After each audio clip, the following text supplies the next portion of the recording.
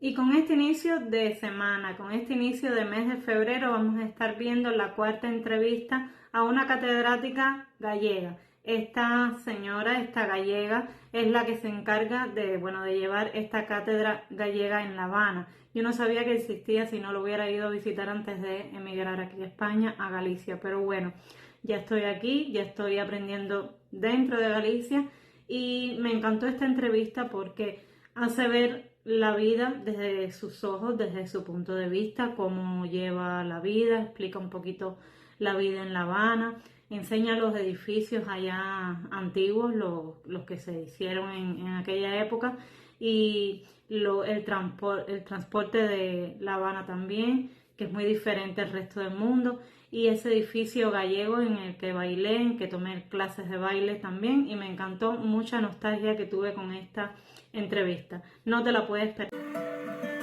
Arantxa Fernández é mestra e toda unha referente da cultura galega na Habana. De feito, é a presidenta da Cátedra de Cultura Galega da Universidade da Habana. Leva 11 anos vivindo de xeito continuado en Cuba, pero xa hai máis de 20 que viña habitualmente por aquí. Quedamos con ela diante da facultade na que traballa.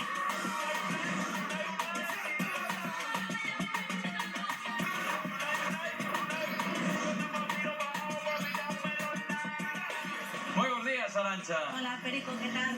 Estou moi interesado en saber como acabou unha da Coruña aquí en Cuba. Bueno, pois foi por amor, pero non por amor a un cubano, que tamén, senón por amor á lingua galega. E cheguei no 2005, aquí casei, pero bueno, tivemos que marchar porque eu non daba topado aquí traballo, botei uns aniños para ir por Eslovaquia, traballando tamén coa lingua, e no ano 2015 decidimos regresar os dous, contratáronme, son residente permanente, traballo na universidade e son a directora, a lectora, a bibliotecaria e todo o que haxa que facer na Cátedra Galega. Hai interese polo galego aquí? Sí, hai moito e moi variado. Estou en Santiago, eu sinto-me como na miña provincia, camiño como se fora que estivera ali. Pois xa temos un galego máis aquí. É un galego de corazón. Xa temos un galego máis. Claro que sí, é que para ser galegos hai que quererse. O ano que vemos verás por ali. E por que non? Xa responde a galega, Cal é o salario dun recén graduado aquí? Pois máis ou menos, por exemplo, na universidade pasarían a cobrar uns 3.000, 3.500 pesos cubanos. O valor do Estado oficial pois serían como uns 150 euros, pero en realidade non o son. O sea, a inflación neste país pois serían como 20 euros ou menos. Sempre foi un salario baixo, agora mesmo é un salario inexistente, como quen di, pero bueno, non sei como, pero seguimos vivindo, seguimos traballando e facendo cousas. Nas trincheiras do galego, literalmente, non? Literalmente. Buses urbanos, como pode haber na Coruña, que hai? Bueno, antes había, o que pasa que agora mesmo coa crise do petróleo que hai, pois están saindo moi poucos e van abarrotados. E entón, bueno, calquera que pode ter un poquinho máis de poderío económico, pois utiliza isto. ¿Dónde no deja este? Ay, mi madriña. Es que La Habana tiene mucho tráfico. La gente de La Habana está loca. É unha moto eléctrica, bueno, sí, bicimoto eléctrica, e o que atrás ten, pois é unha caravaniña pequena, e agora mesmo, pois, o máis cómodo e o máis barato que hai. Vai habendo como unha especie de liñas, e ti súbeste, o sea, non é un taxi no que ti lle dis onde vamos, onde vas, onde queres ir, vas onde quere o señor. Cuidado. Ay, mi chiri. Ai, mi madriña.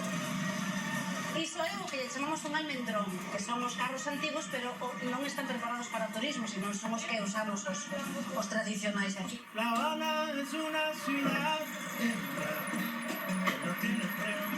Arantxa, trouxéchenos o sitio máis icónico de toda Habana? Pois sí, realmente sí.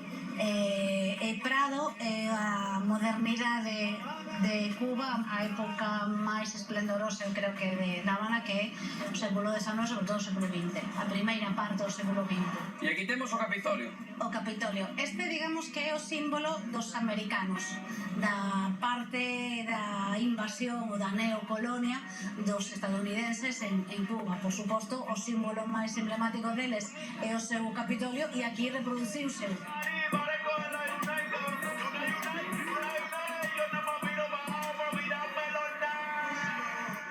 Agora sí que sí. Agora sí que sí, non? Agora xa estamos no Palacio, no ilustre Palacio do Centro Galego da Habana. Despois da Catedral de Santiago, creo que é o edificio galego máis impresionante do mundo.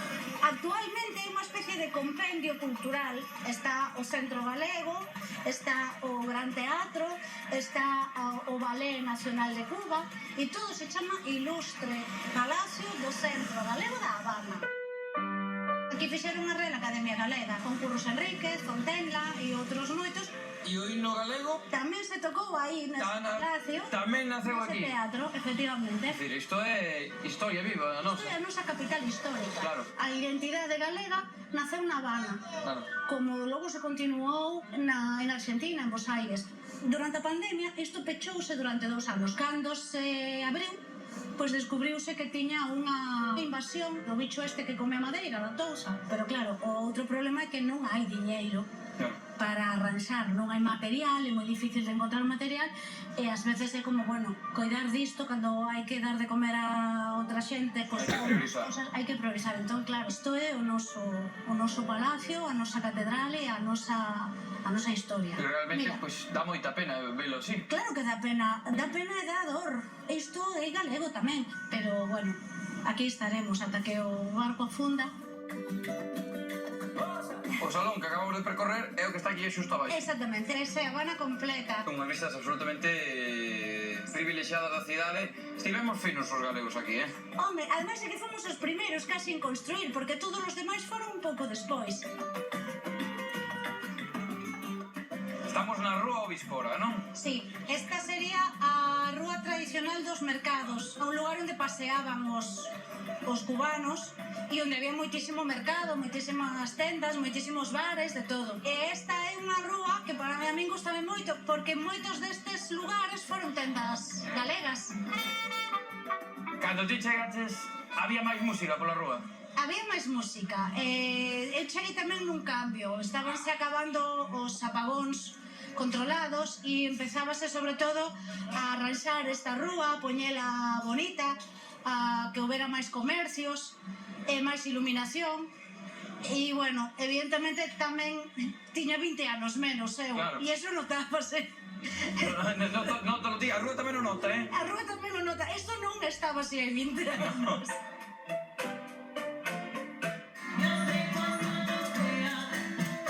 And so, Somos os pasos básicos. how am I ever to know?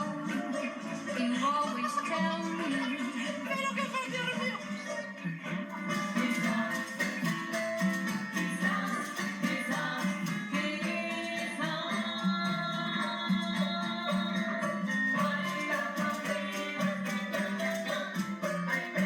Non quixera estar aquí para sempre, pero aínda me queda moito por facer.